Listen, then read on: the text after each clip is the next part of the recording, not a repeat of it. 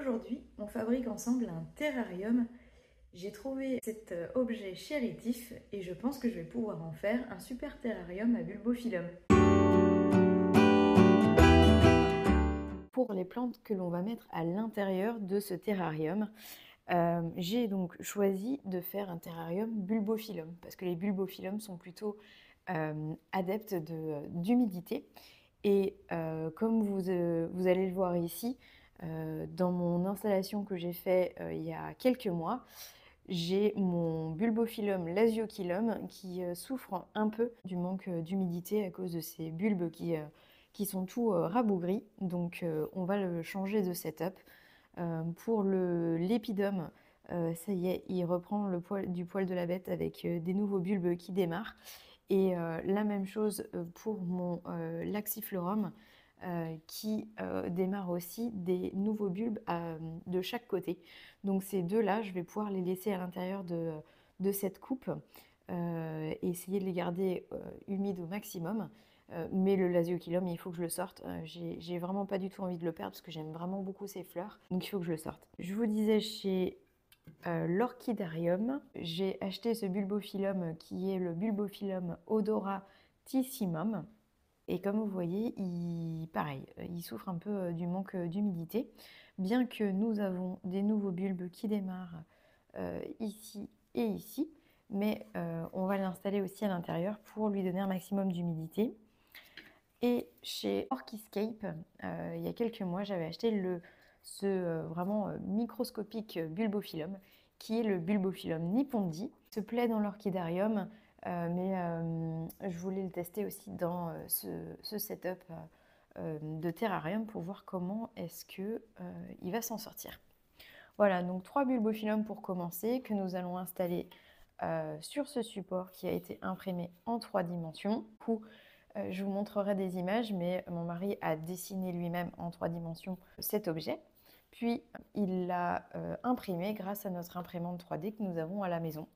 Donc, c'est du DIY complet, c'est vraiment lui qui a tout dessiné. Voilà, donc c'est un chouette support sur lequel je vais pouvoir installer ces plantes. Donc, pour les installer, il va me falloir de la sphaigne. Voilà, on va commencer par habiller l'extérieur, les abords, et voir comment ça se passe. S'il me reste de la sphaigne, je l'utiliserai au milieu. Allez, c'est parti, on y va. Ok, j'ai ma sphaigne, j'ai mon support.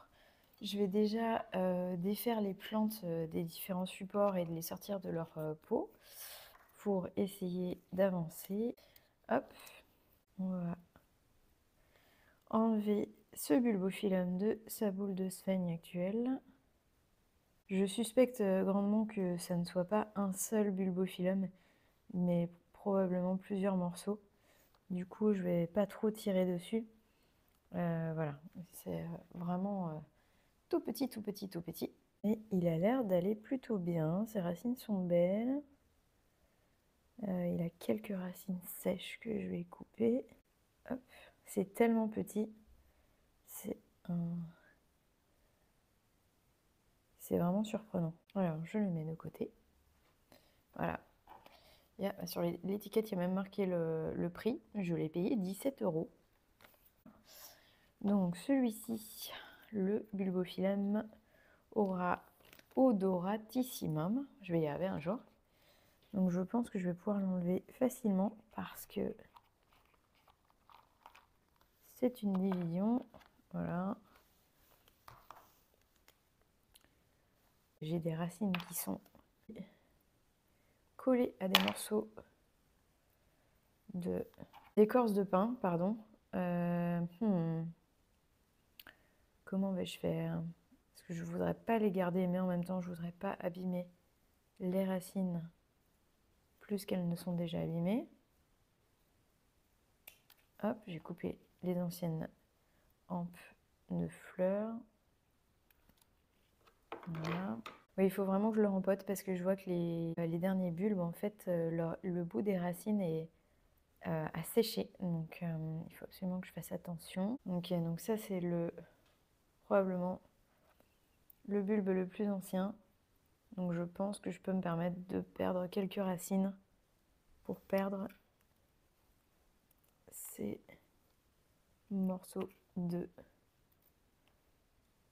d'écorce de pin. Ok. Et voilà. Donc celui-ci est relativement grand. Donc je pense qu'on va pouvoir le faire courir en bas de la structure et sur le côté. Ça va être sympa. Et donc le dernier, je vous disais, c'est le Lasiochyllum.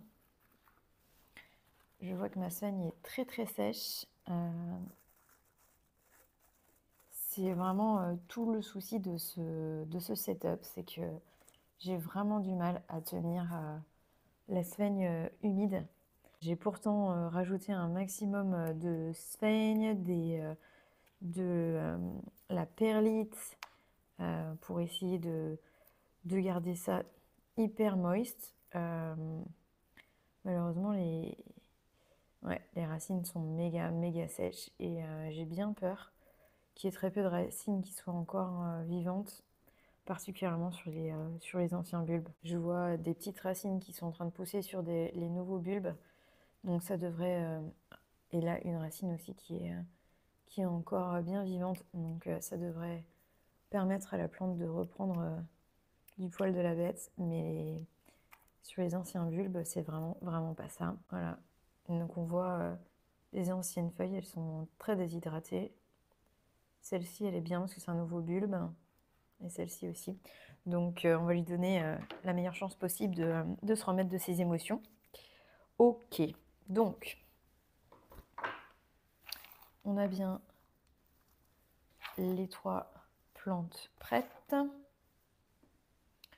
Je vais prendre ma structure.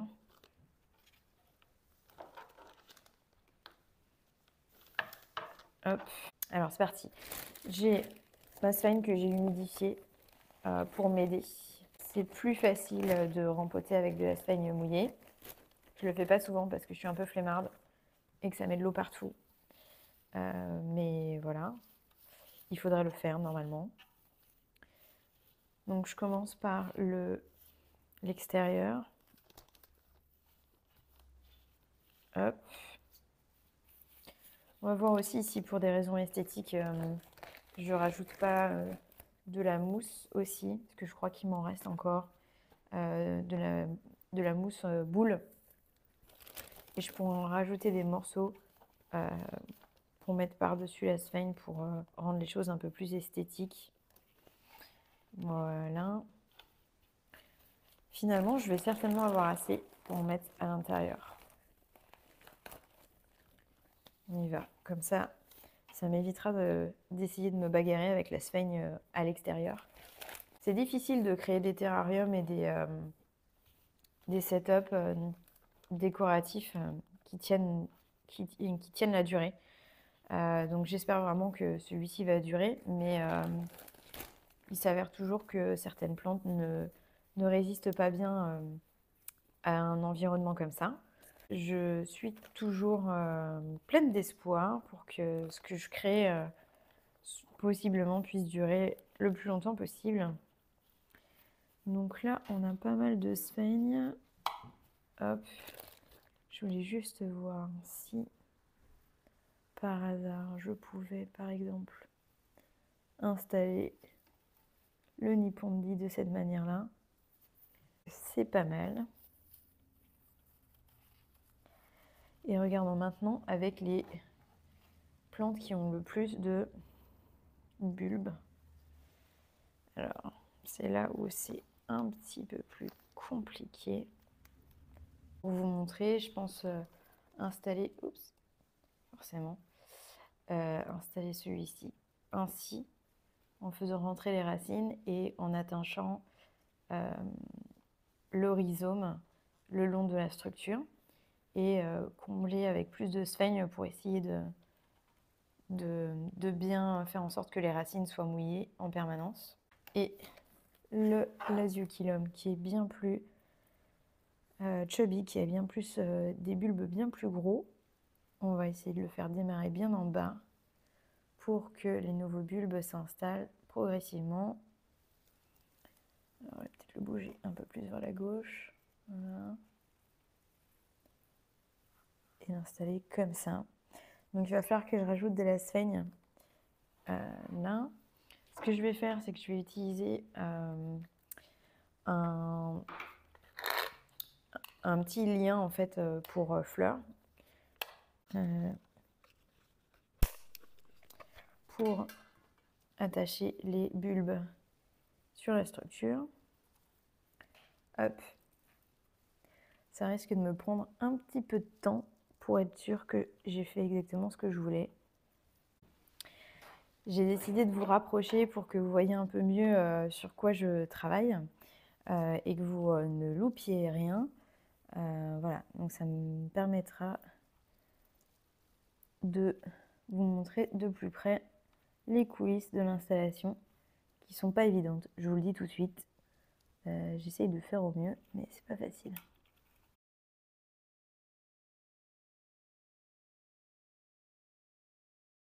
Donc là, la sphène est très lâche, mais avec le temps et les arrosages, elle va se compacter un peu plus.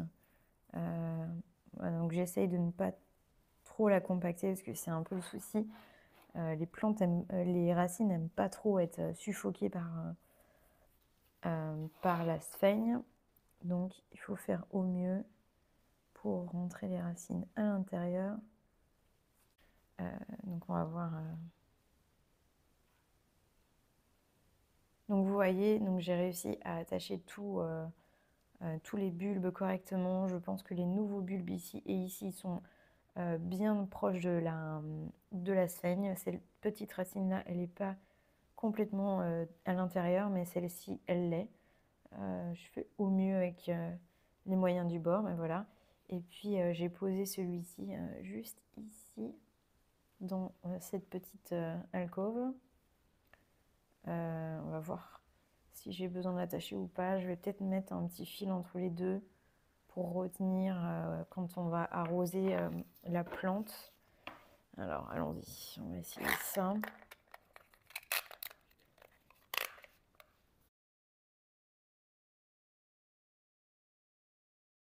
Super, donc 2 sur 3. Donc on reprend l'autre qui est tombé. Je disais, celui-là, il s'étend beaucoup. Donc je vais essayer de le mettre le plus bas possible pour que il grimpe au fur et à mesure et que on ne soit pas déjà tout en haut maintenant. De ce côté-là, que faisons-nous? Ah oui, c'est vrai qu'il y a deux départs. Donc celui-ci, on va l'attacher là. Vous voyez, je planifie rarement ce que je vais faire pour mes projets à l'avance. Donc tout ce que vous voyez, c'est moi en train de faire et de penser en même temps avec vous. Il n'y a pas de filtre du tout et de prep.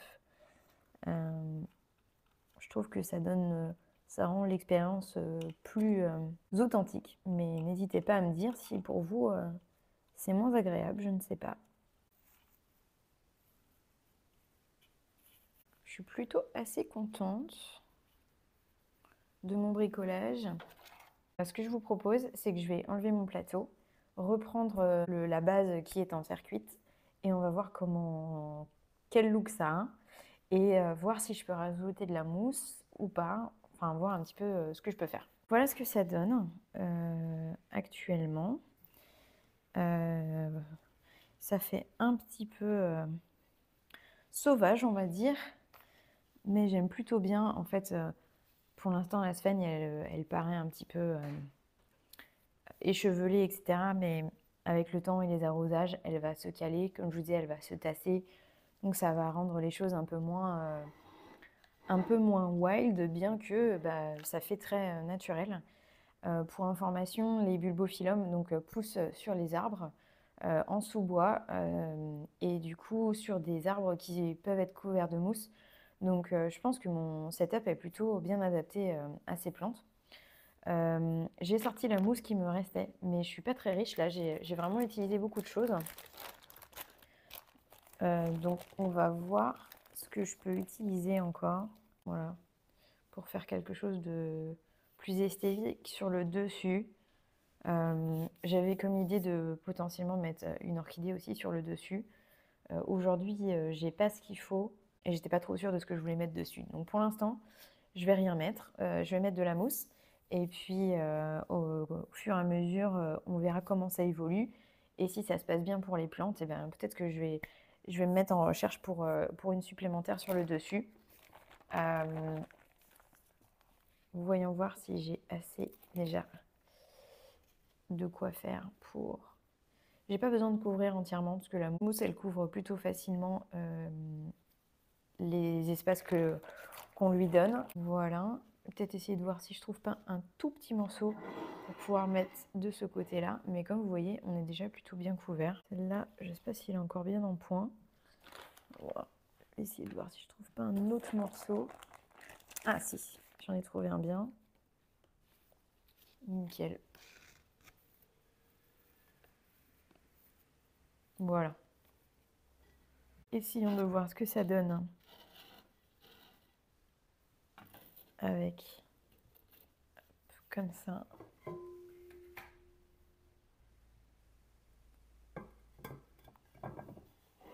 Superbe. Donc comme je l'anticipais en fait au moment du design, je pense que j'aurais dû faire un support pour pouvoir faire grimper les plantes beaucoup plus haut, vu la taille de mon terrarium. C'est un premier essai et puis on verra si vraiment les plantes se plaisent, je pourrais essayer de faire quelque chose de plus haut. Mais en faisant un setup ainsi, ça veut dire que sur le dessus, je peux installer une autre orchidée vraiment miniature sur le dessus. Donc, à voir. Hop, donc là, j'utilise mon pulvérisateur pour humidifier l'intégralité de la sphaigne. J'utilise pas un jet fixe pour ne pas tasser la sphaigne et justement permettre à l'eau de pénétrer tranquillement. Si la mousse ne s'imprègne pas complètement d'eau tout de suite, l'eau va tomber au fond du pot, mais c'est pas grave parce que du coup elle absorbera au fur et à mesure, donc c'est plutôt pas mal, ça fait une sorte de réservoir.